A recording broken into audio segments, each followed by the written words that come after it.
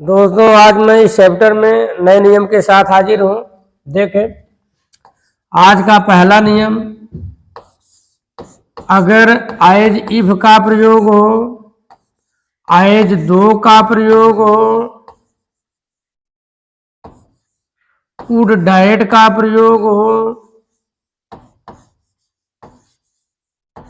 या I wish diet का प्रयोग हो, आई विश डाइट का प्रयोग हो या सपोजिंग का प्रयोग हो, सपोजिंग डाइट, तो समझ लीजिए कि इनके बाद निश्चित रूप से वेयर ही आना चाहिए। एज इफ के बाद वेयर का प्रयोग होना चाहिए। सब्जेक्ट चाहे सिंगुलर हो या प्लूरल हो, सिंगुलर हो तो भी वेयर का प्रयोग होना चाहिए। एक उदाहरण देखें, ही वॉक्स, he walks as if, तो he wear a prince,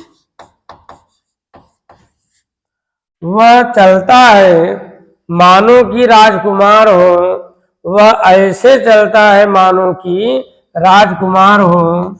as if लगा रहे हैं, देखिए एज इफ लगा है, यहाँ पर ही एक वचन है, फिर भी यहाँ पर क्या लग गया है, verb. He walks as if he were prince, he talks as though he were a parrot, as if रहे या एज दो रहे। Would that, would that I were a king,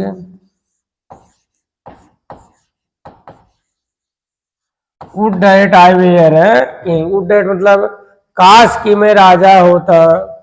I wish that I were a king, supposing that I were a king, यहाँ I लगा दिए, चाहे ही लगा दे, चाहे सी लगा दे, चाहे किसी का नाम लिख दे, उनके साथ हमेशा वेयर का ही प्रयोग होगा। As if, as though, would that, supposing, as if के साथ हमेशा वेयर लगना चाहिए। ये था आज का पहला नियम। दूसरा देखें, every time Dick and Harry, every time Dick and Harry, ये दो दो तीन तीन नाम जुड़े हुए हैं, इनके साथ भी क्रिया हमेशा एक वचन की लगनी चाहिए। Every time Dick and Harry, every time Dick and Harry मतलब हुआ ऐरू गैरू नथु खैरू, हर ऐरा गैरा नथु खैरा सफलता चाहता है, तो क्रिया क्या लगाएंगे, एक वचन का लगना चाहिए। Every time Dick and Harry wants to get success, wants to get success, want से ये क्रिया एक वचन है, हैरी है, डिक है, टॉम है, एंड से जुड़े हैं, फिर भी क्रिया एक वचन की लग रही है। Every Tom Dick and Harry के साथ क्रिया हमेशा एक वचन। इसकी हिंदी हो गई, प्रत्येक ऐरू गैरू नथु खैरू या ऐरा गैरा नथु खैरा सफलता चाहता है। अब आप तीसरा नियम देखें, वेयर अबाउट्स, वेयर एक वचन की लगनी चाहिए। वेयर अबाउट्स माने अता पता, उसका अता पता मैं नहीं जानता। Her whereabouts is not known to me, whereabouts माने हो गया अता पता, अता पता, उसका अता पता मैं नहीं जानता, तो होगा her whereabouts is not known to me, is not known to मी।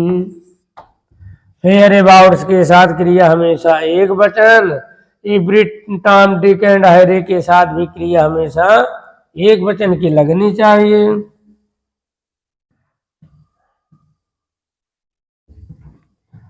अब आगे देखें चौथा नियम। इसमें हम आपको बता रहे हैं फेयरली और राइदर। फेयरली और राइदर का प्रयोग दोनों का मतलब होता है बहुत। दोनों का मतलब होता है बहुत। तो दोस्तों फेयरली जो है, फेयरली माने बहुत, इसका प्रयोग हमेशा गुड सेंस में लगाना चाहिए। इसका प्रयोग हमेशा गुड सेंस में होता है। फेयरली का प्रयोग हमेशा गुड सेंस में होता है। और राइदर माने भी होता है बहुत।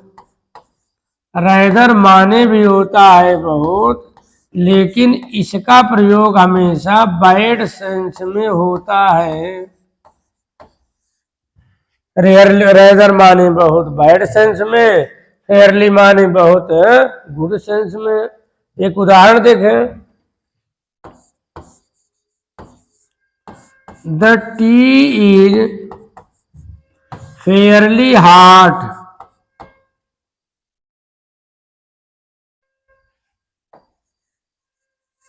The tea is fairly hot.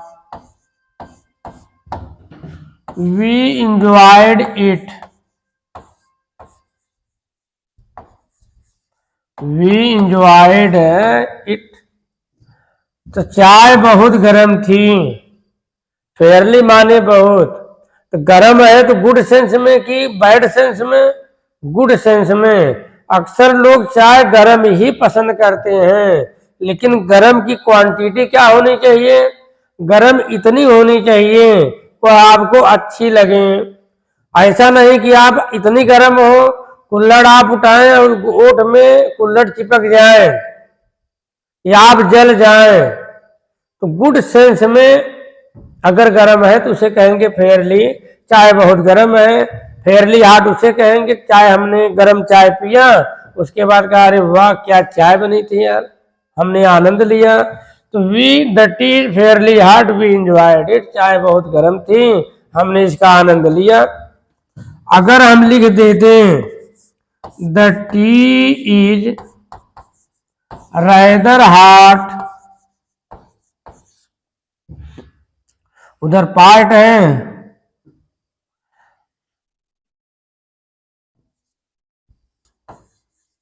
Rather hot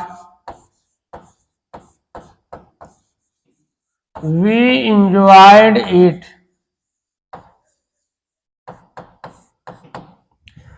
चाय बहुत गर्म थी, हमने इसका आनंद लिया। अब आप देखें ये रादर हॉट मतलब हुआ इतनी गर्म है, इतनी गर्म है, यह पसंद आने लायक नहीं है। जैसे गैस पूरी ताकत से अगर जल रहा हो, चाय उबल रहा हो, इतनी उबलते हुए चाय को कौन अच्छा कहेगा? तो रादर हॉट मतलब ये इसका सेंस जो है बैड है।